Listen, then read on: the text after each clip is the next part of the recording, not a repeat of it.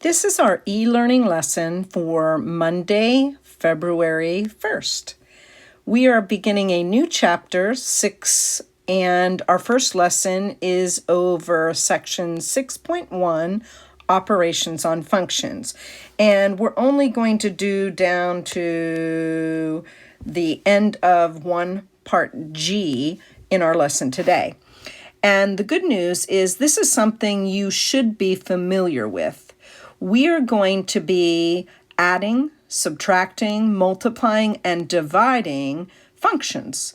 And so in our problem 1, we are given two functions, f of x, which is 3x squared plus 7x, and g of x, which is 2x squared minus x minus 1.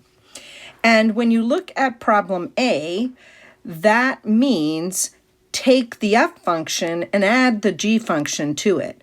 Literally, when you see this, and I'm going to write this up above, this means take f of x and add to it g of x. And so for us, the f function is 3x squared plus 7x. And if we are adding the g function, we are adding the quantity 2x squared minus x minus 1. Notice I've enclosed both functions in parentheses because sometimes my operations will affect the signs as I add, subtract, multiply, or divide. So in this case with adding, it's pretty straightforward. I could rewrite this without parentheses, but since I know addition will not create any sign changes, I can just combine like terms. So the 3x squared and the 2x squared could be combined to give 5x squared. The positive 7x and negative 1x would be a positive 6x. And then the only constant I have is the negative 1, and so I'd write minus 1. As far as the domain to this function, we're going to assume that it will be all reals, meaning my input could be any real number. And so that's part A, f plus g of x. I'm going to move down where I have a little more room, and I've copied the functions here. And so you can see f of x and g of x repeated. And so in part B, they actually want us to subtract the g function from the f function. F minus g of x literally means take f of x and subtract g of x. And so I've already written that out for you. And I've taken the f function, the quantity 3x squared plus 7x, and I want to subtract the g function, the quantity 2x squared minus x minus 1. Of course, with subtraction, we do have to be careful, and we should get in the habit of rewriting it without the parentheses to avoid any careless sign errors. So in the second quantity, if you want, it is like distributing a negative 1. That helps some students. And so when I remove the parentheses, I'm either adding the opposite or distributing a negative 1, and that gives me minus 2x squared plus x plus 1. And so as a result, when I combine like terms, I'm going to get 1x squared, 3x squared minus 2x squared is 1x squared. The positive 7x and positive x give me positive 8x. And then my constant term, which is plus 1. So that is the sum of my two functions, not the sum, the difference of my two functions, f minus g of x. Part C, we want to take the product of f and g. So f times g of x literally means take the function f of x times the function g of x. So you can see I've written the quantity 3x squared plus 7x times the quantity 2x squared minus x minus 1 because those are my f and g functions. Of course, here I am taking a binomial times a trinomial. So I'm going to take the first term in my binomial, the 3x squared, times my trinomial, 2x squared minus x minus 1. And then I'm going to take the second term in my binomial, 7x, times my trinomial, 2x squared minus x minus 1. Some students don't include this step because they do it in their heads. They actually go straight to the third line. And if you're comfortable with that, that's fine. I just find some students are helped by writing that intermediate step out. So now when I distribute first the 3x squared, that gives me 6x to the fourth minus 3x cubed minus 3x squared.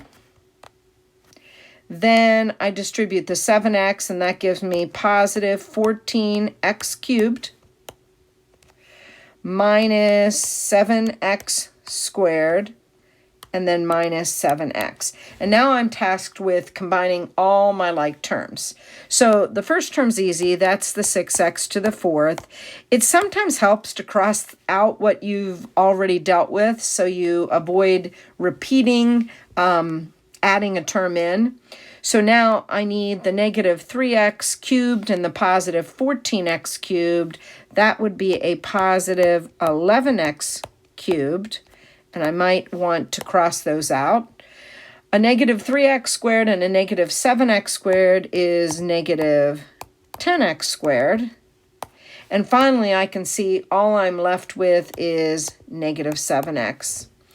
Again, in parts A, B, C, all of them, I didn't do anything unusual. The input for each function f and g was all reals, meaning I could put in any real number for the input, and that is also true for the output of the sum, difference, or product.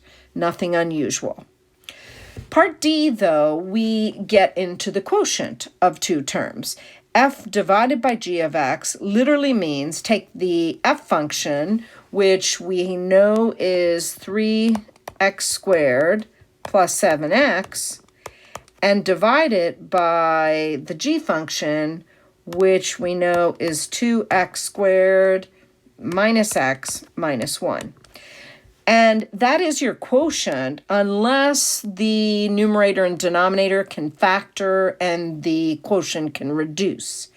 Here, although the numerator and denominator can factor, we're not going to have any factors in common, so it's not going to reduce, and typically they leave the quotient unfactored unless it can factor and reduce. Another thing you have to be aware of when you find the quotient is because the quotient is really a fraction, this now changes the domain of the function. Remember, the domain is all reals when we're adding, subtracting, and multiplying here. But in the quotient, because we're dividing and we can't divide by 0, we have to be alert for any value that makes the denominator become 0. So as a result, I'm going to take my denominator, 2x squared minus x minus 1, and set it equal to 0. I'm going to factor this. Hopefully it's factorable. If it's not, you'd have to use quadratic formula. Probably it's going to factor, and that'd be negative 1 there, plus 1. So it looks like 2x squared minus 2x plus 1x would be negative 1x minus 1. So the values that are going to make the denominator equal to 0, when I set those factors equal to 0, are negative 1/2 and positive 1. And so what that means to us is when we state the quotient, the 3x squared plus 7x, over the 2x squared minus x minus 1, we're going to state that there are two values that are excluded, and they are negative 1/2 and positive 1. You have to state that with the quotient because otherwise you could get an undefined fraction. So this is something you have to worry about when you find the quotient and you have a fraction, because division by 0 is not allowed. So we are going to get in the habit of finding those values that get excluded from the domain. Otherwise, the quotient's pretty easy because you're just taking one function over the other. And unless they factor and the quotient reduces, it's really pretty straightforward. Part E. Let's take a look at the difference, and this time they change the order of our difference, and it's g minus f of x, which literally means takes g of x minus f of x, and so I've already written that out for you. And by subtracting, we do have to be careful with subtraction. Just like division, we have to be careful. And we get some sign changes here. And if we combine like terms, it looks like we're going to get negative x squared minus 8x minus 1.